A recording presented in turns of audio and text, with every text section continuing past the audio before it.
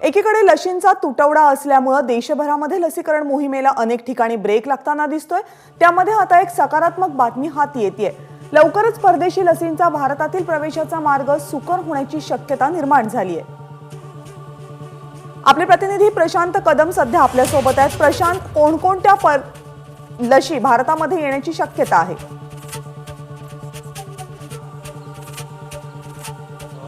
कविता, जेव्हा बाहेरच्या लसी देशामध्ये येतात तेव्हा 2-3 मुद्द्यांवरती सरकारची आधी अट होती। एकतर या कंपन्यांनी जेव्हा त्या भारतात येतील त्याच्यानंतर भारतीय लोकसंख्येवरती त्याचा प्रयोग सुरुवातीला केला पाहिजे आणि त्याचे रिझल्ट जर समाधानकारक असतील तर त्याच्यानंतर मोठ्या प्रमाणामध्ये त्यांना परवानगी दिली जाईल।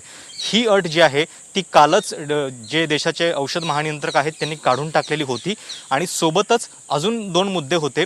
एकतर जर काही दुष्परिणाम झाला किंवा काहीही लीगल केस उद्भवली तर त्याच्यामध्ये मोठ्या नुकसान भरपाईची जी भीती कंपन्यांना वाटते तर त्याच्या संदर्भात सुद्धा काही गोष्टींमध्ये सवलत त्यांना दिली जाण्याची शक्यता आहे आणि जे कायदेशीर कवच इतर देशांनी या सगळ्या लसींना दिलेलं आहे त्याच धर्तीवरती भारतामध्ये सुद्धा त्यांना हे कायदेशीर कवच मिळेल आणि त्यामुळं या लसी ज्या आहेत त्या भारतामध्ये उपलब्ध होण्याची प्रक्रिया वेगानं होईल।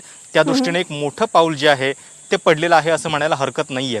जो मुद्दा लोकल ट्रायलचा होता तो कालच निकाली निघालेला होता आणि त्याच्या पाठोपाठ आता कायदेशीर ज्या कंपन्यांना अटींची भीती वाटत होती तर त्याच्या संदर्भात सुद्धा लवकरच अधिकृतपणे दिलासा जाहीर होण्याची शक्यता आहे।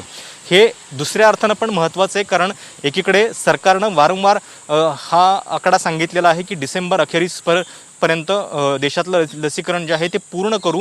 काल सुद्धा एक विधान होतं की जुलै-ऑगस्ट पासून देशामध्ये दिवसाला 1 कोटी लस जी आहे ती दिली जाईल। पण हे जर उद्दिष्ट पूर्ण करायचं असेल तर त्याच्यासाठी या विदेशी लसी देशामध्ये तातडीनं येणं आवश्यक आहे आणि त्या दृष्टीनं फायझर, त्याच्यानंतर मॉडर्ना, जॉन्सन अँड जॉन्सन या लसी किती वेगानं आता भारतामध्ये येतात हे पाहावं लागेल। याच्या आधी स्पेशल एक्सपर्ट कमिटीची जी बैठक झाली होती साधारणपणे 15-20 दिवसांपूर्वी, त्याचवेळी हा प्रस्ताव जो आहे तो केंद्र सरकारला पाठवण्यात आलेला होता की ज्या मोठ्या संघटनांनी, ज्याच्यामध्ये जागतिक आरोग्य संघटना आहे, FDA आहे, ह्यांनी एकदा परवानगी दिल्यानंतर परत आपल्या परवानगीची आवश्यकता जी आहे ती लसींसाठी काढून टाकली पाहिजे। तो प्रस्ताव सरकारनं मान्य केलेला होता आणि त्यामुळे आता या लसी भारतात येण्याचा मार्ग जो आहे तो अधिक सुलभ झालेला आहे हे म्हणता येईल। प्रशांत, आणखी एक प्रश्न आहे। या लसी भारतात येतानाचा जो मार्ग सुकर होणार आहे तो मार्ग फक्त केंद्र सरकारच्या माध्यमातून असेल की आता राज्य सरकार जे ग्लोबल टेंडर्स काढून लसी मागवण्याच्या प्रयत्नात होते त्यांच्यासाठी सुद्धा हे नवे बदल काहीसे दिलासादायक ठरू शकणार आहेत? खरं तर हा निर्णय जो आहे तो सर्वस्वी कंपन्यांचा आहे, कारण अनेक कंपन्यांनी, म्हणजे उदाहरणार्थ मॉडर्नानं सांगितलेलं होतं की आम्ही पंजाबनं जेव्हा त्यांच्याकडं अप्रोच केलं होतं तेव्हा त्यांना सांगितलेलं होतं की आम्ही तुमच्याशी डील करणार नाही, राज्यांशी थेट केंद्राशी व्यवहार करू। केंद्रानं हे आधी काही राज्यांना अशा पद्धतीनं परवानगी दिलेली आहे। स्पुटनिक सारख्या काही लसी प्रतिसाद सुद्धा देत आहेत। आपण पाहिलं की मुंबई महापालिकेचं जे टेंडर होतं त्याच्यामध्ये स्पुटनिकनं रस दर्शवलेला होता। पण या कंपन्यांची पॉलिसी नेमकी काय राहते हे पाहावं लागेल।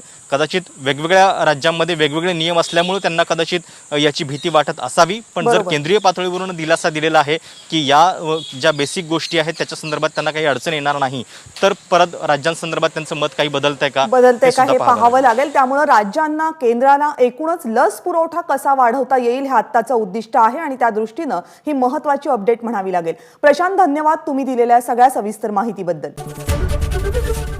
ABP माझा, उघडा डोळे बघा नीट।